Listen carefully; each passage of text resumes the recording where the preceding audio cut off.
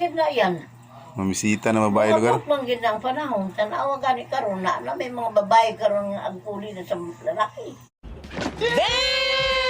Oo, batay. Ingo na naman gani karon babae lagi gani nga agingo nang gini karon oy. Ako nganong dinhi ka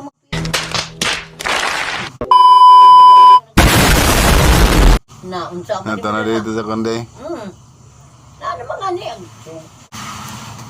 Di ba? Muna nga, di naging mapugngan siguro. no, di na. Okay. Panagna Okay. na sa mga tigwa. Panagna naman na rin na sa mga katigulungan eh. Di panagna na kana nato.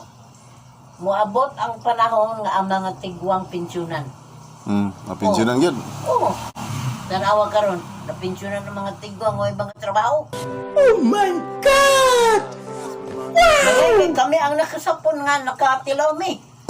Kwarta sa gobyerno. Gani kay, Pero ang among ginikanan at akong tatay niya ito. wag sila kasapon. Wag sila kasapon na to. Wala. Bago mo, Duterte raman ang akuan. Oo. Ngayon sila nga, maabot kaya panahon ang mga tigwang pensyonan. Nandaw kaila naman sila, kaya nang matay naman.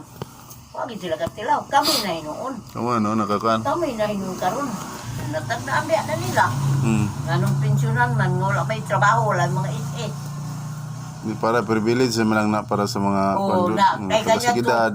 tanawan niya itong mga tigwang na abadi ay wala man. Magani kay kuan pa mangod ang kanang panahon siguro kanang gamay minus Ang pagkita ang kuan ba? O, arang-arang pa magiging niya ito. Minus pagkita ang kuan ang gobyerno karon kay dagkon magkita so at least nga dili na mabahin-bahin pod di kay dito lang sa mga buaya mga padulong kwarta. Aw, bitaw. Mga makatilaw pod ta nga mga kita mga kuan taxis mga kanang magbayad taxpayer ba. Atuwa po ng kwarta siguro? Ha? Atuwa mo sa mga kwarta siguro? Ay, unsa man di ay. Hindi ko ba di pagkakuan na ni Magnum nga ato ra na mga kwarta kanang kwarta nga kono nila, kwarta ka na sa mga katawan. Gani.